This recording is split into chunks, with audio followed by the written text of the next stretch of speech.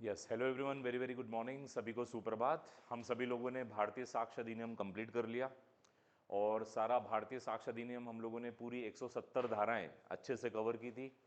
एक एक पॉइंट को कवर किया, प्रोविजो, इलस्ट्रेशन, एक्सेप्शंस। आज आपको मैं भारतीय साक्ष्य अधिनियम की एग्जाम ओरिएंटेड सेक्शंस कंप्लीट करा रहा हूँ। तो आज का ये जो 15 मिनट का जो सेशन है ये आपको बताएगा कि कौन सी सेक्शंस को आपको ज़्यादा वेटेज देना है। तो ये वाला जो सेशन है इसको आप अच्छे से कवर करिए और ये जितने भी सेक्शंस बताए जा रहे हैं उसको अच्छे से लर्न कर लीजिए, राइट। ये एग्जाम में सबसे ज़्यादा आने वाले हैं। तो जितने भी जुडिशरी के एक्सपेरेंट हैं या जितने भी एडीपीओ के जो तैयारी कर रहे हैं उन सभी लोगों के लिए ये लेक्चर बहुत ही इंपॉर्टेंट है। आइए स्टार्ट करते हैं। तो आज के लेक्चर का टॉपिक क्या है? Important sections of the BSA, है ना। तो इसको बीएसए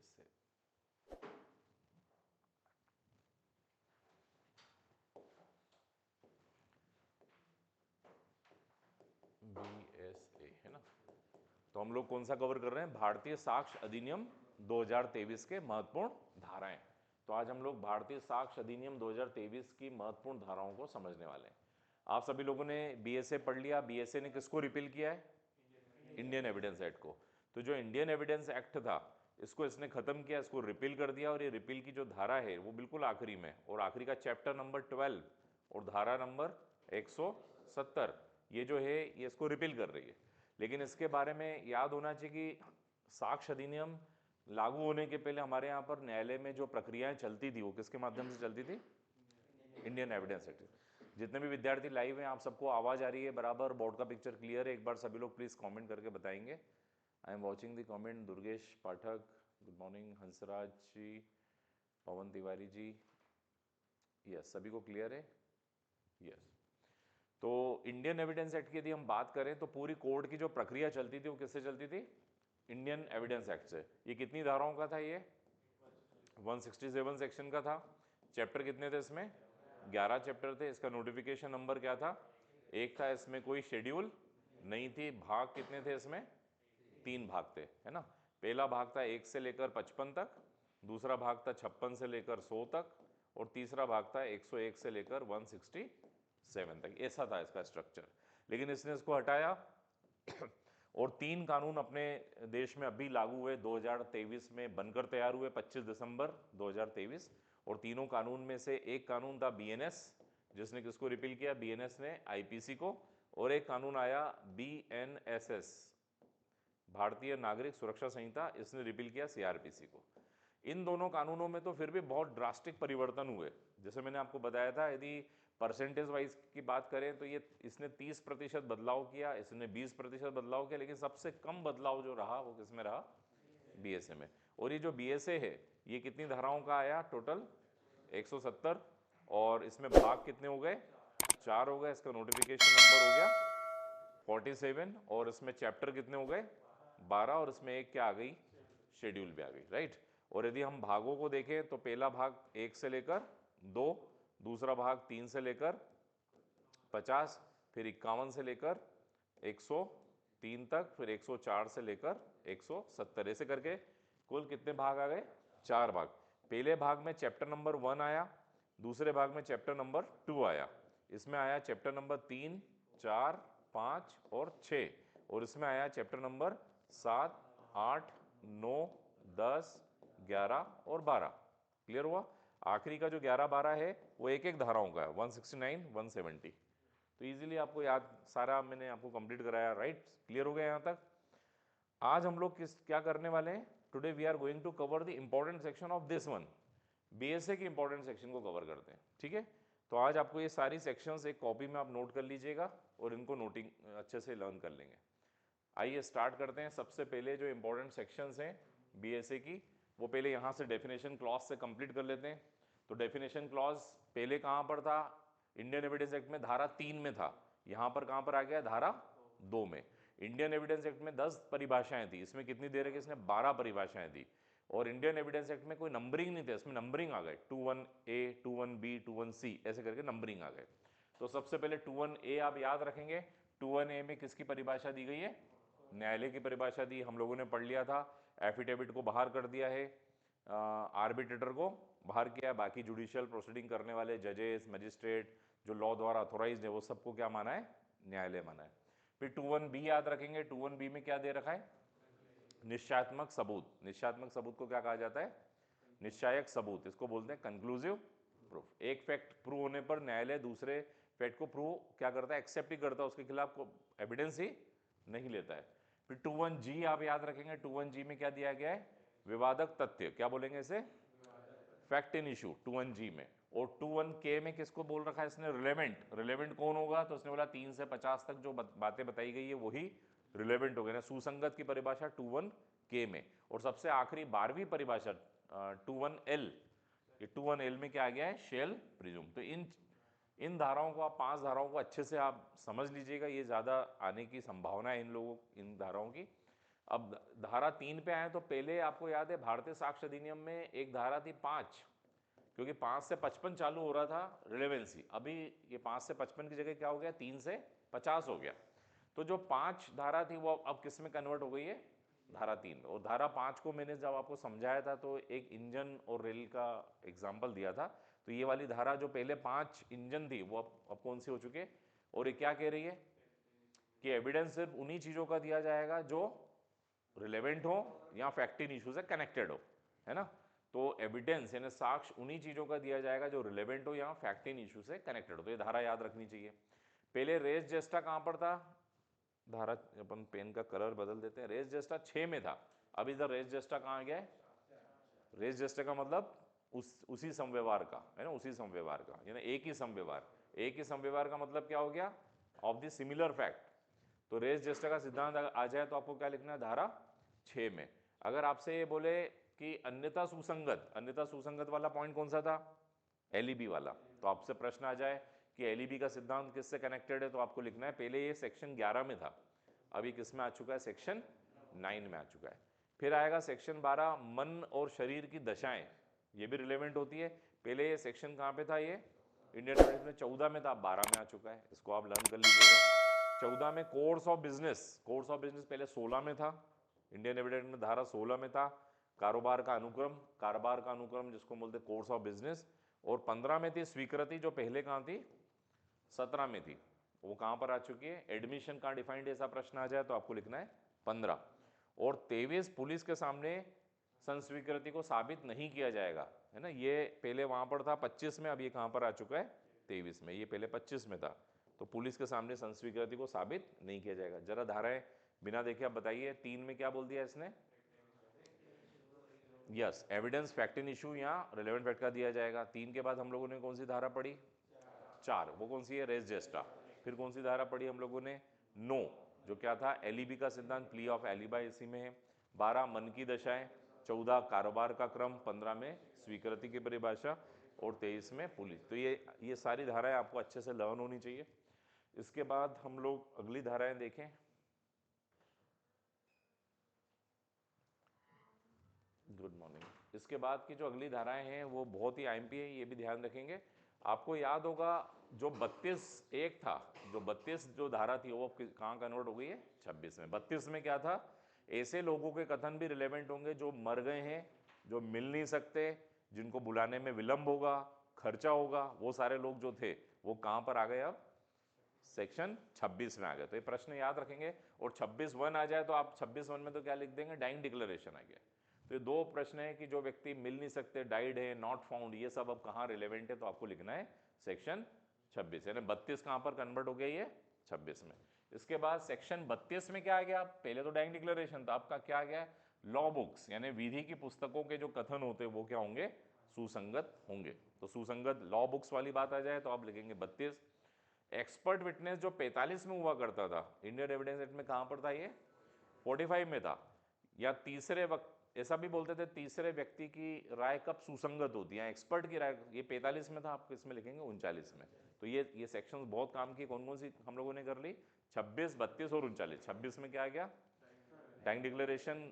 और 26(1) में है, 26 से ऐसे व्यक्ति जो मर गए हैं, मिल नहीं सकते, है ना, वो सारे लोग। फिर 32 में हम लोगों ने क्या पढ़ा? लॉ बुक्स वाली बातें सुसंगत होगी। और उसके बाद क्या आ गया? नेक्स्ट वन इज 39 में जो एक्सपर्ट विटनेस थे, जो डॉक्टर, हैंड राइटिंग एक्सपर्ट, ये सब इधर आ गए। 47 में good character in the criminal, यानी अच्छे शील का साक्ष्य किस में दिया जाएगा? सुसंगत होगा, अच्छे शील का साथ सुसंगत होता है किसमें, क्रिमिनल वाले में। तो ये सब ये जो था इसको आपको याद रखना है, ये किस में आ चुका है 40, ये पहले 53-54 में था क्रिमिनल वाला, अब यहाँ पर आ गया है 52 में आ गया। ऐसे फैक्ट्स, इसमें पूरी लिस्ट दे रखी है कि कौन से फैक्ट्स की न्यायालय अवेक्षा करेगा। अवेक्षा मतलब ऐसे फैक्ट जो न्यायालय को ऑलरेडी जानकारी में है। इसके पहले की धारा क्या कहती है कि ऐसे फैक्ट्स जो अवेक्षणीय फैक्ट है उनको साबित करने की आवश्यकता नहीं, लेकिन अगली धारा बोलती है कि कौन से फैक्ट, तो कौन से फैक्ट है वो कहाँ आ गया 52 में आ गया। पहले था 56, 57, 58 में, तो ये 57 में था, 57 वाली चीज कहाँ पर आ गई अब 52 में। 55 ये 60 में था पहले कि मौखिक साक्ष्य सदैव क्या होना चाहिए, प्रत्यक्ष होना चाहिए, अब वो 55 में आ गया है। तो आपको याद रखना है कि oral evidence must be direct, क्या प्रश्न आएगा, ओरल एविडेंस डायरेक्ट होना चाहिए, कौन सी धारा कह रही है 55 कह रही है। 57 याद रखेंगे, ये है प्राइमरी एविडेंस और ये है सेकेंडरी। पहले ये था 62-63 में, ये कहाँ पे था 62 में था और ये 63 में था, अब ये हो गया 57-58 में। तो प्रश्न आएगा प्राथमिक साक्ष्य कौन सी धारा में है, तो आपको लिखना है सेक्शन 50। आज मैं आपको सिर्फ सेक्शन इंपॉर्टेंट करवा रहा हूँ, है ना, इनको अच्छे से लर्न कर लीजिएगा। 57 में आ गया प्राइमरी एविडेंस। प्राइमरी एविडेंस समझ में आया आपको, मैंने करवाया था बहुत अच्छे से कि प्राइमरी एविडेंस क्या होता है। और सेक्शन 57 में हम लोगों ने पढ़ा था सेकेंडरी मतलब द्वितीयक साक्ष्य। तो प्रश्न आ सकता है 57, 58 याद रखेंगे। अच्छा, मैं आपको पुरानी धाराएं जानबूझ के करा रहा हूं, हो सकता है वो कंपैरिजन दे दे आपको, तो भी आपको लर्न होना चाहिए। इसके बाद खास बात यह है कि 74 में ही पब्लिक डॉक्यूमेंट था पहले भी और अभी भी 74 में ही पब्लिक डॉक्यूमेंट है, बट ये है कि 75 में प्राइवेट डॉक्यूमेंट था लेकिन वो उसने 74 में ही दोनों कर दिए। तो अभी 74 में पब्लिक डॉक्यूमेंट भी आ गया है और प्राइवेट डॉक्यूमेंट। तो प्रश्न आ सकता है कि लोक दस्तावेज और निजी दस्तावेज कौन सी धाराओं में, तो आपको लिखना है 74 में। पहले क्या था 74 और 75 था, अब किस में आ चुका है सिर्फ 74 में। तो यहां तक धाराएं आप देख रहे थे पीछे चल रही थी अपनी, अब यहां से हमारी धाराएं क्या होने वाली है, आगे होने वाली है। तो ये इसका सेंट्रल पॉइंट है ना, 74 पर आके बिल्कुल बराबर में आ गया। अब देखो मैं आपको बताऊं, रेस जेस्टा कहां पे था 6 में था, इधर कहां पढ़ा हम लोगों ने 4 में पढ़ा, है ना। आइडेंटिफिकेशन परेड वहां पे 9 में थी, यहाँ 7 में। एलिबाई जो था वहां पे 11 में था, इधर 9 में था। मन की दशाएं पहले 14 में था, इधर 12 में आ गया। आपने स्वीकृति 17 में पढ़ी थी वहां पे, इधर 15 में। तो पहले क्या चल रहा है, धाराएं पीछे चल रहा है, पीछे से वो एकदम इन दोनों के बराबर आ गया। अब आगे की धाराएं अब आपको आगे मिलेगी क्योंकि इसमें 170 है और पुराने वाले में 167 थी, ठीक है। अब 84 में किसके बारे में बोलेगा, पावर ऑफ अटॉर्नी के प्रिजम्पशन के बारे में प्रश्न आता है। आम मुख्तियारनामे के बारे में उपधारणा कहाँ दी गई है, तो आपको लिखना है सेक्शन 84 में दी गई है।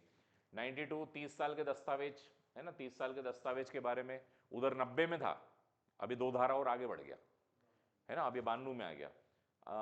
बर्डन ऑफ प्रूफ में तो 1 धारा और आगे बढ़ गया, पहले 101 में थी बर्डन ऑफ प्रूफ, 101 की जगह किस पे आ गई बर्डन ऑफ प्रूफ, अब 104 पे आ गई। तो आपको याद रखना है सबूत का बाहर कौन से धारा में, ऐसा प्रश्न आ जाए तो आप क्या लिखेंगे 104 में। 116 280 दिन, ये पहले 112 में थी, कौन सा था, कंक्लूसिव प्रूफ कि 280 दिन के अंदर यदि बच्चा पैदा होता है तो ये निश्चयात्मक सबूत है किस चीज का, उसकी धर्मस्थता के बारे में। तो ये 116 में आ गया, पहले 112 में था। 121 स्टोपल, ये 121 स्टोपल 100 कहां पे था 115 में था, लेकिन ये कहां पर आ गया अब स्टोपल 121 में आ गया। 138 में एक कंप्लाइज आ गया, पहले एक कंप्लाइज है ना सह आरोपी जिसको हम बोलते हैं, वो कहां पर था पहले 133 में था इंडियन एविडेंस एक्ट में, यहां पर आ गया है सेक्शन 138 में। लीडिंग क्वेश्चन 141 में हुआ करते थे, 141 में क्या थे सूचक प्रश्न, अभी लीडिंग क्वेश्चन कहां पर आ गए सेक्शन 146 में आ गए। और आखिरी रिफ्रेशिंग मेमोरी 159 में थी, ये कहां पर था 159 में था रिफ्रेशिंग मेमोरी, अब किस में आ चुका है 162 में। तो धाराएं थोड़ी सी बदल गई है, अब आपको नई धाराओं को याद करना पड़ेगा। अब मैं ये सारी धाराओं को ये पेन मार्कर हटा देता हूं, वापस से एक बार जल्दी से रिव्यू कर लीजिए क्विक। चलिए पहले तो डेफिनेशन क्लॉज से चलते हैं, कोड कहां पर है 2A में, फिर 2B में क्या था, वैसे इसमें लिखा हुआ नहीं 2B में, ऐसा लिखा हुआ 2B में क्या है कंक्लूसिव प्रूफ, 2C में क्या था 2C में फैक्ट है क्या, गलत, हाँ, और 2D में डॉक्यूमेंट, है ना, 2E में एविडेंस, 2F में फैक्ट, और फिर G में क्या होना है fact in issue. Fact in issue के बाद 2K में क्या आ गया रिलेवेंट, और 21L में आ गया शेल प्रिज्यूम। इधर से धाराएं देखिए, 3 क्या कह रही है एविडेंस हमेशा किसका दिया जाएगा रिलेवेंट और फैक्टिन इशू का दिया जाएगा। और फिर 4 क्या कह रही है, रेस जेस्टा। फिर 9 क्या कह रही है, अन्यथा सुसंगत एलिबाई जिसको हम बोल सकते हैं। 12 में क्या कह रहा है ये, 12 में मन शरीर की दशाएं। 16 में कोर्स ऑफ बिजनेस। 15 में स्वीकृति। 23 में पुलिस के सामने स्वीकृति को साबित नहीं किया जाएगा। 26 में आ गया ऐसे व्यक्ति जो मर गए हैं, मिल नहीं सकते हैं। 26। 32 में क्या आ गया, लॉ बुक कहाँ रिलेवेंट है। 39 expert witness. 43 good character in the criminal proceeding will be relevant. 52 में क्या दे रखा है, फैक्ट्स जो न्यायालय को क्या है जानकारी में है, उनकी पूरी लिस्ट है पूरी 52 में। 55 में मौखिक साक्ष्य सदैव प्रत्यक्ष होंगे। 57 में प्राइमरी एविडेंस और 58 में सेकेंडरी एविडेंस। फिर 74 में पब्लिक एंड प्राइवेट दोनों आ गए इसमें। फिर 84 में पावर ऑफ अटॉर्नी के बारे में उपधारणा। 92 में 30 साल पुराने दस्तावेजों के बारे में उपधारणा। 104 में साबित करने का भार, सबूत का भार। 116 में प्रिजम्पशन, कौन सी, कंक्लूसिव प्रूफ वाली, 280 दिन वाली। 121 में स्टोपल और 138 में कंप्लाइज यानी सह आरोपी और 146 में लीडिंग क्वेश्चन और आखिरी 162 में refreshing memory.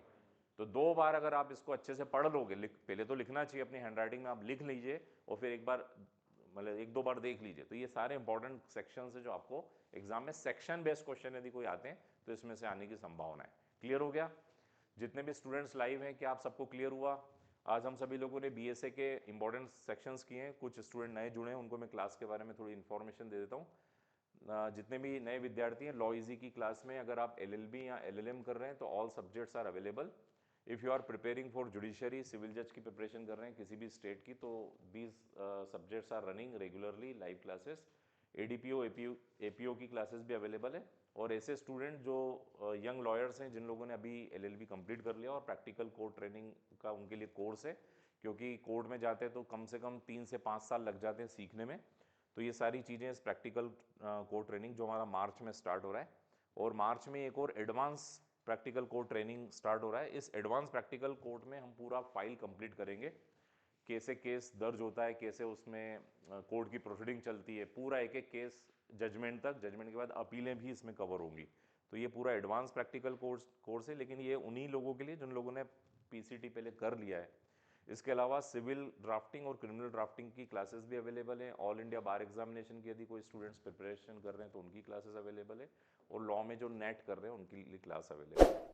So it is all about information regarding class. अब आप लोगों ने आज का टॉपिक देख लिया। आज हम लोगों ने भारतीय साक्ष्य अधिनियम की महत्वपूर्ण धाराओं को कवर किया। अब से ठीक 10 मिनट बाद 9:45 पे हम लोग एक इंपॉर्टेंट टॉपिक और कवर करने वाले हैं, जिसकी लिंक मैंने आपको भेज दी है।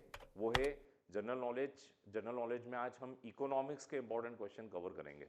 तो आफ्टर 10 मिनट्स 9:45 पे आपको फिर से एक लिंक, जो ऑलरेडी मेरे स्टूडेंट्स हैं उन सबको मैंने लिंक शेयर कर दी है। आप लोग सिविल जज के प्रीलिम्स में देख लेंगे, एडीपीओ की बैच में देख लीजिएगा, व्हाट्सएप ग्रुप में लिंक शेयर कर दिए। और जो लोग ग्रुप में नहीं है वो चाहे तो 9:45 पे क्लिक कर सकते हैं। Okay, so we are closing this session.